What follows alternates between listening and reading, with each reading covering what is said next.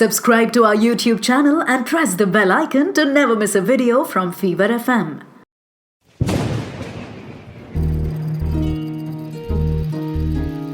बूंदों से बातें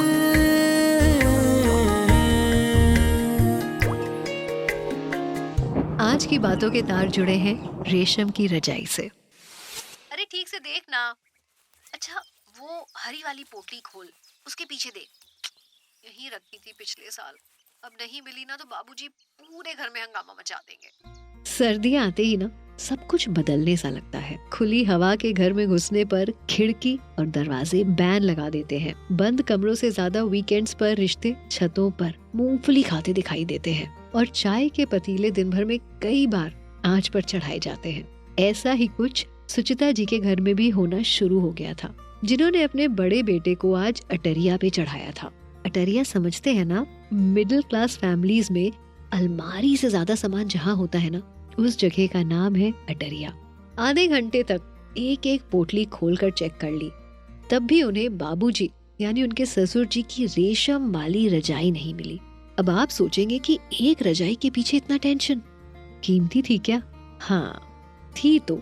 दरअसल वो रेशम की रजाई बाबूजी को उनकी शादी में आज से करीब 60 साल पहले उनके ससुर जी ने दी थी। बाबूजी और अम्मा ने अपनी गृहस्थी जैसे सालों संभाली, वैसे ही उस रजाई को बहुत संभाल के रखा था। थोड़ी उधड़ गई थी, लेकिन सर्दियों में घर के सारे बड़े छोटे बच्चे उस रजाई में घुसकर मूंगफलियां चबाते थे। अम्मा तो 3 साल पहले सब कुछ छोड़कर चली गई, लेकिन बाबूजी ने अम्मा से जुड़ी हर चीज संभाल के रखी थी आज तक। अम्मा का कोई सामान यहाँ से वहाँ भर होता था, बाबूजी सबकी परेड निकाल देते थे। बहू, अरे बहू मिली क्या? अच्छा सुन, छत पे डलवा दो, आज धूप अच्छी है, कल से ओढ़ लूंगा। लो, रजाई के लिए बाबूजी का ये तीसरा फॉलो अप था। इसके बाद उन्हें दाल में कुछ काला साफ समझ आ जाएगा। सुचिता ने डर के मारे अपने उनको कॉल लगाया और घर जल्दी आने को बोला। फिर बाबूजी की दोनों बहुएं, बेटे, बच्चे सब ने मिलकर हर जगह रजाई को ढूंढा, लेकिन तब भी रजाई नहीं मिली। अरे ये रजाई जमीन निगल गई या आसमान खा गया? बाबूजी के गुस्से से तो अब राम ही बचाएगा। सुचिता इतना मत डरो, बाबूजी को हम सच बता देंगे कि रजाई नहीं मिली। अरे हो सकता है पिछले साल जो कबाड़ निकाला था ना दिवाली पर, उसी में गलती से वो निकल गई हो। तुम फिक्र मत करो, मैं अभी एक नई रेशम की रजाई ले आऊंगा और फिर शाम को बाबूजी से बात करेंगे। दिन ढल गया और इसी के साथ बाबूजी के दोनों बेटे, दोनों बहुएं, 5 पोते पोतियां उनके कमरे में नई रेशम की रजाई ले जाकर पलंग के पास बैठ गए। अरे तुम सब मेरे कमरे में क्या कर रहे हो? सब ठीक तो है ना बहू?